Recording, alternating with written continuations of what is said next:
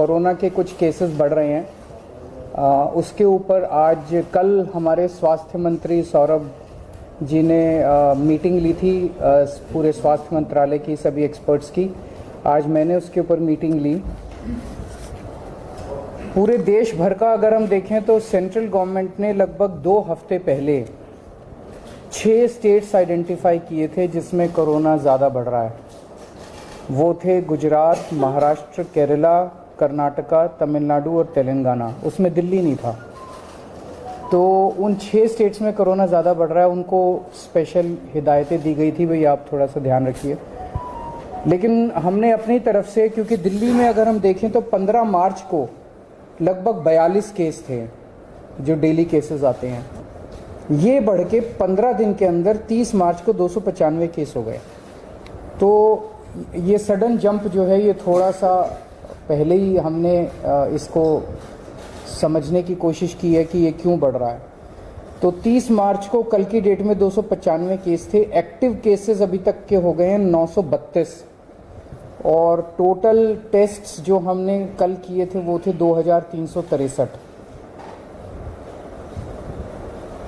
वैसे अभी कोई चिंता की बात नहीं है, 295 केस है, लेकिन हम समय रहते जो भी स्टेप्स उठाने की ज़रूरत है वो उठा रहे हैं। अभी तक टोटल 3 डेथ्स हुई हैं, उनमें 2 डेथ्स परसों हुई थी और 1 डेथ और 4-5 दिन पहले हुई थी। ये तीनों डेथ्स वो हैं जिसमें साइड डिजीज़ कोमॉर्बिडिटी जो है वो बहुत सीवियर थी तीनों केसेस में। तो ऐसा अनुमान है कि डेथ कोमॉर्बिडिटी की वजह से हुई है और शायद कोरोना इंसिडेंटल था, पर ये कहा नहीं जा सकता। तो उन जैसे एक केस है जिसमें किडनी का ट्रांसप्लांट हुआ था, वो 2-3 महीने से हॉस्पिटल में एडमिट था और उसकी डेथ हो गई। तो ये कहना कि वो कोरोना से डेथ हो गई ये थोड़ा शायद गलत होगा, लेकिन ये फैक्ट है कि 3 केसेस ऐसी डेथ हुई है जिनको कोरोना था। इन 3 में से 2 दिल्ली के बाहर के रहने वाले थे। अभी इस वक्त जितने भी हमारे केसेस पॉजिटिव आते हैं, 100% केसेस की हम जीनोम सीक्वेंसिंग करा रहे हैं। उसका हमारा मकसद ये है कि अगर कोई भी नया वेरिएंट अगर निकल के आए तो हमारे को पहले से पता चल जाए कि कहीं कोई चिंता का विषय तो नहीं है। तो 100% केसेस की जीनोम सीक्वेंसिंग करा रहे हैं। इस वक्त जो सबसे प्रिडोमिनेंट वेरिएंट आ रहा है वो है XBB.1.16।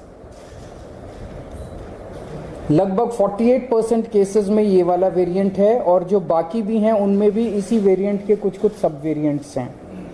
इस वेरिएंट की 3 क्वालिटीज़ हैं।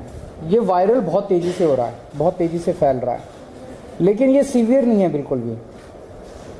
ना तो इसमें कोई तेज़ सिम्टम्स हैं और ना ही इसमें ज़्यादा हॉस्पिटलाइजेशन की ज़रूरत है और ना ही इसमें डेथ्स की ज़्यादा चिंता है। तो सीवियरिटी इसकी कम है।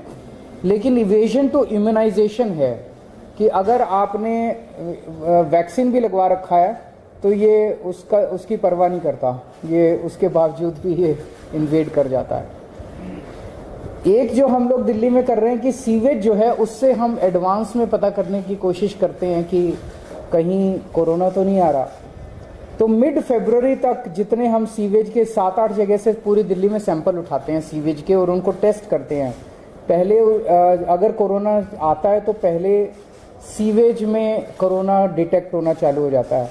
मिड फरवरी तक 0 कम्प्लीटली पूरे दिल्ली में नेगेटिव था। उसके बाद से धीरे धीरे पॉजिटिव कुछ सैंपल्स में आना चालू हुआ और पिछले 15 दिन में अब ये सीवेज में पॉजिटिव इसके वो निकल के आ रहे हैं। हमारी इसको लेके पूरी तैयारी है। वैसे तो कोई भी चिंता करने की ज़रूरत नहीं है, बहुत कम अभी केसेस हैं और कोई सीवियरिटी भी नहीं है, लेकिन तैयारियों को देखते हुए हमारी 7,986 बेड्स हमारे अभी तैयार हैं कोरोना के लिए।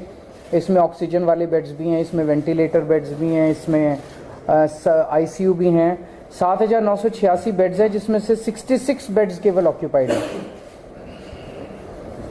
66 RT-PCR के टेस्ट करने की हमारे पास सफिशिएंट क्षमता है।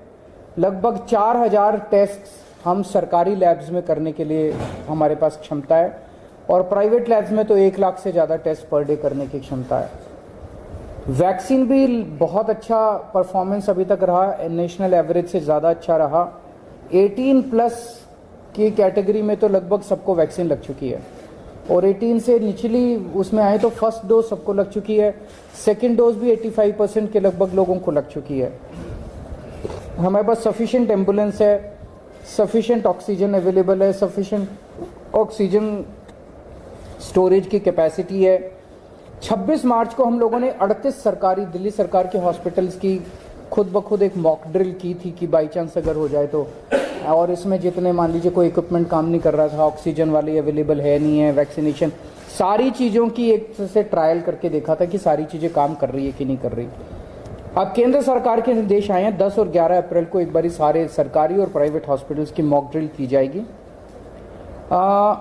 इसके ऊपर दिल्ली सरकार एक कैंपेन चलाएगी, अब एक मीडिया कैंपेन चलाया जाएगा लोगों को कोरोना के बारे में जागरूक करने के लिए और एहतियात बरतने के लिए कि कोविड अप्रोप्रिएट बिहेवियर फॉलो किया जाए।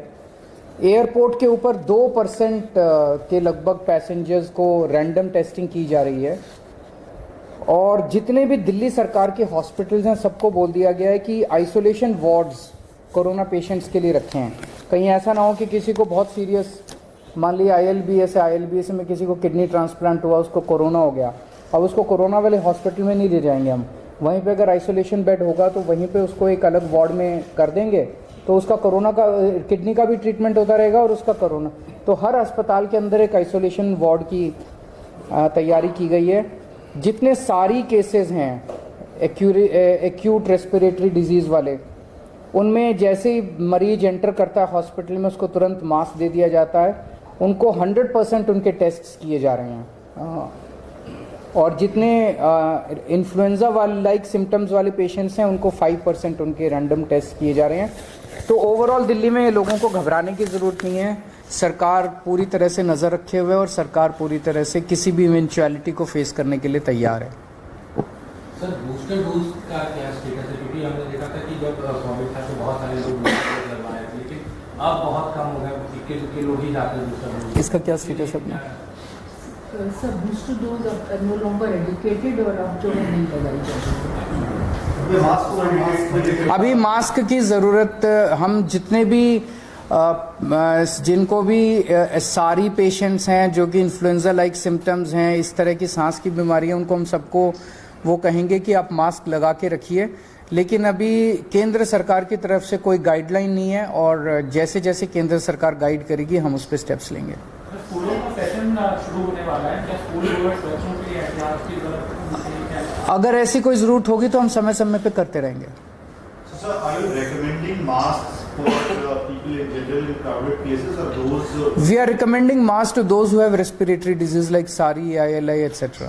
सर अक्सर ये देखा जाता है केस बढ़ते थे, हम रैंडम टेस्ट करा देते थे, खासतौर पर एयरपोर्ट और बस अड्डों। एयरपोर्ट पे 2% कर दी है, 2% उसको बढ़ाई जाएगा? ज़रूरत पड़ेगी तो बढ़ाएंगे, बिकॉज ये सारी चीज़ें जो भी हम कर रहे हैं, देखिए सबसे ज़्यादा एक्सपर्टीज केंद्र सरकार के पास है, and we look up to the central government for giving guidelines from time to time. जैसे जैसे केंद्र सरकार हमें गाइड करेगी हम उसको पूरी तरह से फॉलो करेंगे। उसको आपको याद होगा कि डिजास्टर मैनेजमेंट से अलग कर दिया गया था कोविड को, so now this is not being monitored by DDMA और NDMA। Thank you.